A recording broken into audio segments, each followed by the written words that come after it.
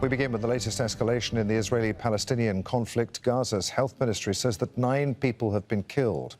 Calm now appears to be prevailing. For the moment, this a live shot from Gaza. Earlier, Hamas fired a barrage of rockets from the Strip. They were launched in response to what the group called Israeli aggression in the Al-Aqsa compound. Israel is hitting targets across Gaza with artillery.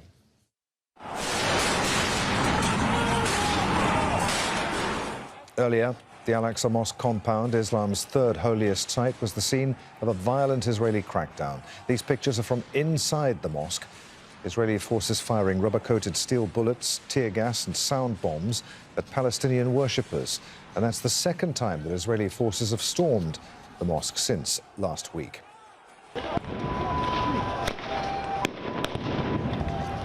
And these pictures are from in and around the compound which houses the mosque. Israeli security forces targeted Palestinian protesters who were standing guard. The latest numbers from the Palestinian Red Cross are that more than 330 people have been injured. Speaking earlier, Israel's Prime Minister Benjamin Netanyahu praised the security forces for supporting what he called a just struggle at upholding law and order. A struggle is taking place in the heart of Jerusalem. This is not a new struggle. This is a struggle between intolerance and tolerance, between law-breaking and violence and law and order. The struggle is not new, because it has transpired over Jerusalem and the heart of Jerusalem for centuries. Since the rise of the monotheistic religions, for years, one side ruled and excluded the two others. And sometimes they changed, and the same thing happened. You can say that in the long history of Jerusalem, only under Israeli sovereignty since 1967, we are witnessing a continuous, stable, secure period in which we are working to ensure freedom of worship and tolerance for all.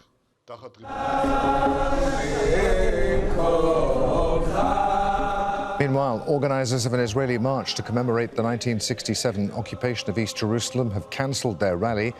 There have, however, been smaller groups of settlers and right-wing activists gathering on the streets, but the main march involving thousands of people has been called off. Al Jazeera's Nida Ibrahim is live in Ramallah for us in the occupied West Bank. But first, let's speak with Harry Fawcett, who's outside the Al-Aqsa Mosque compound. Harry, a lot for you to draw together for us here. Let's start with 6 o'clock local time when, as you were on air, air raid sirens began to sound there in central Israel.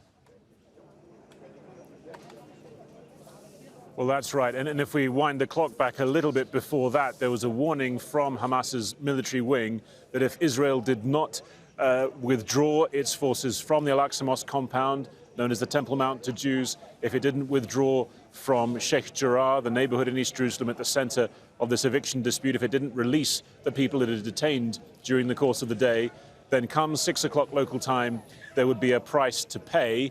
That price came in the form of 7 rockets that were fired towards the Jerusalem area.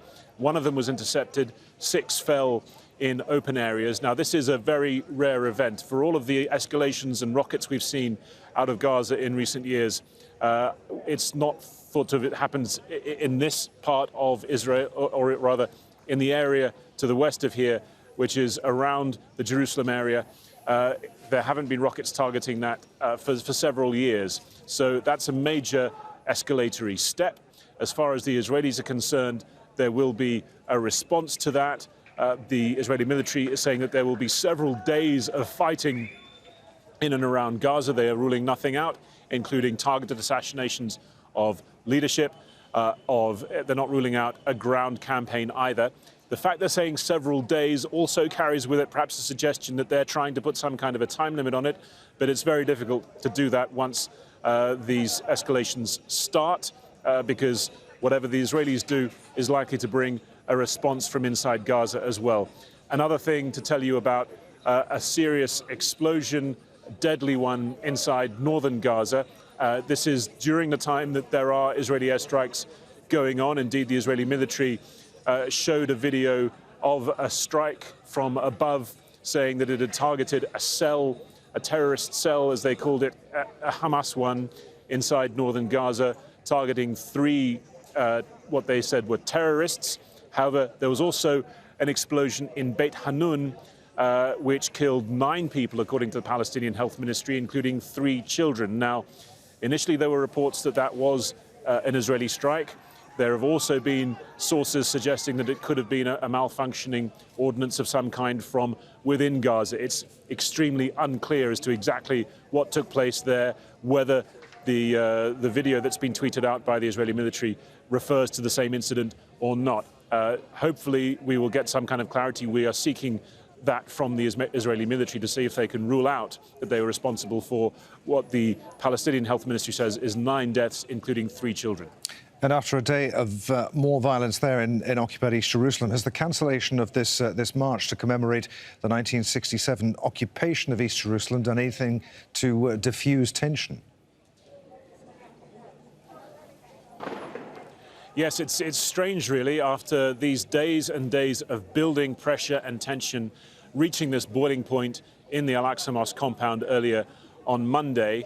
Now that we're on the verge, potentially, of a very major escalation between Israel and Hamas in Gaza, the situation here at Damascus Gate, on the fringes of the Old City, is the calmest that it's been for some time. I think that is, to some extent, because of the decision to cancel this march. Monday was always worried about as a potentially very combustible day because of the march carried out traditionally on this day by Jewish Israelis, particularly religious nationalists and far-right Israelis, celebrating the 1967 capture of East Jerusalem, what they call the reunification, what Palestinians consider to be, and international law considers to be, the military occupation that began here in 1967. If that had been allowed to go on through the Muslim quarter of the Old City, there could have been very serious exchanges of violence between the two communities.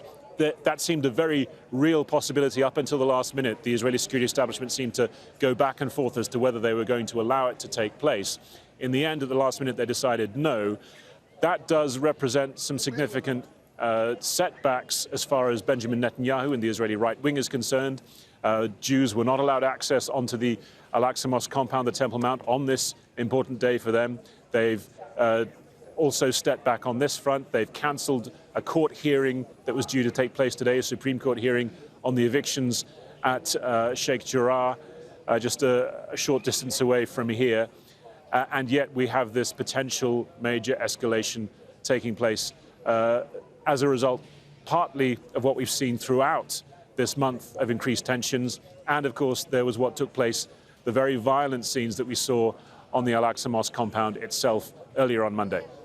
Al Jazeera's Harry Fawcett there, live in occupied East Jerusalem. We heard from Israel's Prime Minister Benjamin Netanyahu a short time ago. Well, the Palestinian leadership has also been reacting to the heightened tension. Let's bring in Nida Ibrahim, is live for us in Ramallah in the occupied West Bank. So, Nida, what has the Palestinian leadership had to say today? Earlier on Monday, the spokesperson of the Palestinian presidency, Nabila Bourdaine, has said that Israel is challenging the U.S. administration that is trying to calm the situation down. And it's also challenging the international community. And when it comes to the point of the international community, we've had a chat with the PLO's executive committee member, Ahmed Mojdalani, who says that the international community's response and reactions weren't strong enough to enforce Israel to calm the situation down. And he says that the condemnations aren't enough when it comes to that serious escalation. We've also heard from different Palestinian officials, including a top aide to President Abbas. He tweeted saying that the Palestinian leadership is going to convene and study what options they have to confront the Israeli escalation in occupied East Jerusalem. But that has been met with a lot of criticism in the street, where people say that they've been calling for Gaza to respond, and they've seen a response from the military wings of Hamas and Islamic Jihad in Gaza, while the Palestinian Authority is still studying what to do. These sarcastic remarks, we've seen them a lot on social media. And there is some feeling that the Palestinian Authority can do more, but isn't. But when it comes to Palestinian officials, they would tell you that they are seeking the international community. They want the UN Security Council, the Arab League, and the Organization of Islamic Cooperation to deal with the situation and kind of put pressure on Israel on that regard. We've also heard from the Palestinian Prime Minister, Mohammed Shtayyeh, who condemned the escalation. Let's hear what he had to say in the beginning of the weekly government meeting. I hold the Israeli government fully responsible for what the worshippers were exposed to in the blessed Al-Aqsa Mosque, and I warn of the consequences that will result from such incursions, as well as attempts to evacuate the people of Sheikh Jarrah, the original owners of the land, from their homes. I call on the international community to intervene immediately to stop these horrific violations and to provide protection to the citizens of the Palestinian territories, especially in the city of Jerusalem, which is undergoing ethnic cleansing. Today, Jerusalem is restoring the glow of the cause. And what of the people of Ramallah, Nida? How have they been reacting to all of this? Well, throughout the past 24 hours and even before that, we've seen lots of spontaneous protests all across different cities from the occupied West Bank, including protests here in Ramallah, where we've heard people chanting slogans in support of those in East Jerusalem and Sheikh Jarrah, chanting for freedom for Palestinians and for them not to be evacuated from their houses. But we've also seen many denouncing the Oslo Agreement. This is the agreement that has been signed between the Palestinians and Israelis, or rather the PLO and the Israelis, that allowed for the establishment of the Palestinian Authority in the 1990s. And there is a growing feeling among Palestinians that the Palestinian Authority isn't doing much when it comes to their life under occupation.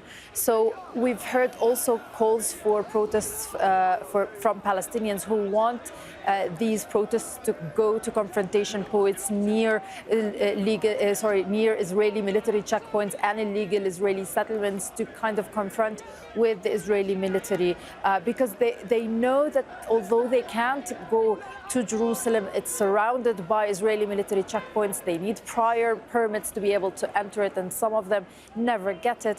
But they believe that it's important for them to voice their anger. Their cause is the same cause. They all believe that they're suffering under the Israeli occupation, and that's why they want to have their voice heard, and they want to voice their anger. Al Jazeera's Nida Ibrahim reporting live from Ramallah in the occupied West Bank. Nida, many thanks indeed.